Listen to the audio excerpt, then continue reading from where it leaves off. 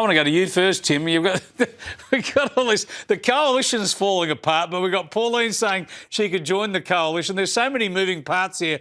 You're not talking about a possible coalition government. You're talking about a conglomerate government. It's all very European, isn't it? This is the sort of thing that we've seen a lot in places like, Italy and Germany and so on. Tiny little fragmented parties uniting as one, even though they all disagree with each other. But for me, the most fascinating part about this, and I know that our fellow member of the cabinet will agree, is that One Nation's gone from this fringe outfit that everyone wanted to sort of, maybe we can accommodate them in some small ways. Maybe we can throw, a little bit of credit their way once in a while. Now Pauline's the kingmaker. Now Pauline's running the show and they're desperate to get in her good books. It's a beautiful turnaround. It's really lovely to see. It is amazing to watch. As you point out, this is not just a conglomeration. It's a conglomeration of entities that hate each other, but they reckon they all have the same interests in the long run. And obviously, Mark, you're in Adelaide this week because you got to work out how to do the caricature of Corey Bernardi. That's it, mate. That's it, mate. They're all coming. That's the thing. They've all got to bend the knee. That's the thing. I've been very lucky. I've been travelling with Pauline the last week, giving her just unsolicited political advice, which she's been happily ignoring. But just a couple of days, and she's already acting modest and saying that she's willing to join. Wrong move. According to my numbers, Chris, we're going to get 100% of the vote. Pauline Hanson is going to get 100% of the vote. She hasn't been forming coalition with nobody.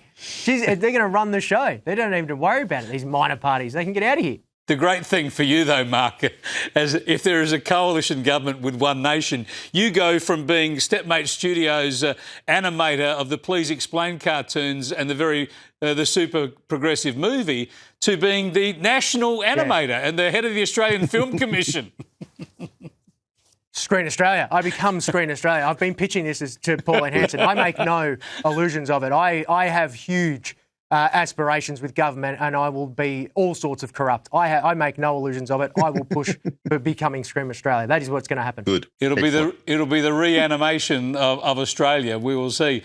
Tim, on a serious note, John Howard, at 86 years of age, still the doyen of Australian politicians on the Conservative side, of course. He's been trying to give Susan Lee apparently some advice. Don't hold out. Don't be too tough with the Nats. Cut a deal. Get them back on board.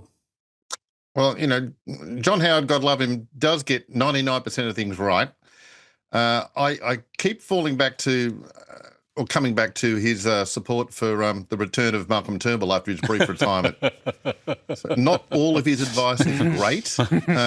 I'd at this point be more inclined to just butt out and let this mess sort itself out rather than try and engineer an outcome, because a lot of the key players maybe shouldn't be key players at all, and trying to organise, a coalition, even within the coalition. Let nature take its course a little, perhaps. Let's see how that falls. Yeah, I have heard some wise observers suggesting just let everybody run their own race this time. Yeah. Nats, Liberals, One Nation, see where it all falls. It'll be good for them to sort it all out afterwards. But what I worry about, Mark, is the damage that's been done to the country by a very bad government in the meantime.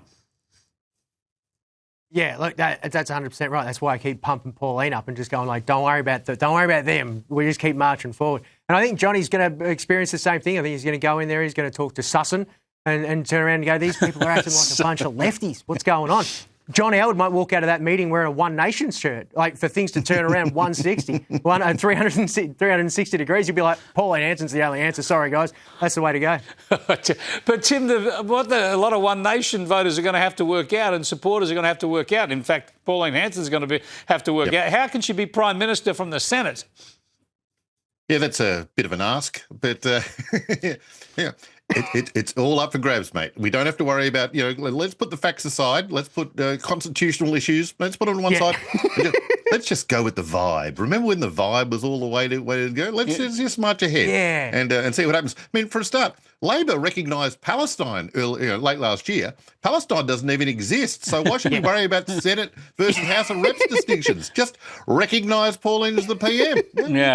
Just have a reality bypass.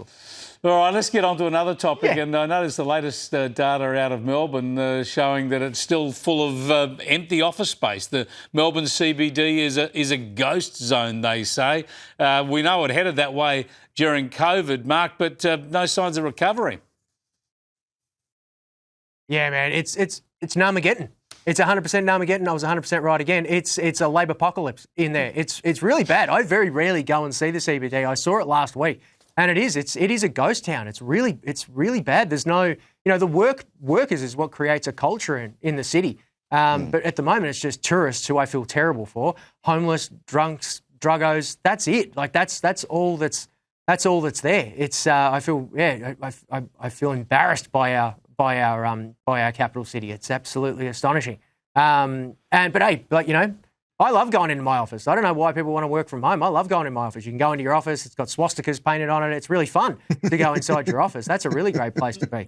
Exactly. There's a whole wide sweeping things that need to happen in Melbourne, mate. We need to fix it up on a lot of angles. Any update on that attack, that vandalisation of your offices with the swastika? Nah, none at all. None at all. I'm on them every single day. I'm like, what are the updates? What are the updates? Let's go, fire it up, because I'm horrified by what happened to my office. And anyway, but it's indicative of a wide sweeping problem down there in Melbourne. We've got to clean it up. Yeah, right. Tim, I want to get your thoughts on this latest development in home shopping. From now on, you go down to Bunnings, you get yourself a sausage sizzle. You can also pick up a house for the backyard. Here's Channel 7's report. Bunnings has entered the housing market, Australia's biggest hardware store, now selling some of the country's cheapest tiny homes. Any handyman will get a hold of our system and, have fun with it and be able to get it done in a weekend. They're called Elsewhere Pods. You can get a waterproof, lockable dwelling from $26,000. Whack up a house in your backyard, Tim. There's the solution to the nation's housing problem. It's interesting, isn't it, Chris, that you throw to me on this story. Let's find someone who can relate to living in a $26,000 pod, which I actually appear to be in as we speak. I love this development because the building sector is so massively overregulated, it's so overburdened, and therefore so expensive that if there are ways around it, we're talking about 26 grand. It's going to be more than that because regulatory nonsense in Australia is just always going to drive prices up. But if there's a way around it, and if we can Bunningsify housing, good. And it might also, just through competition, drive the rest of the housing sector prices into a more realistic area. Yeah, fascinating stuff. We will see. I might whack a couple of stories on my place. You stack them on top of each other. Yeah. You'll soon. I'll soon be like Harry Triggerboff. Anyway, thanks for joining us, guys. I appreciate it. Mark Nicholson there and Tim Blair. Don't forget to read Tim Blair's stuff.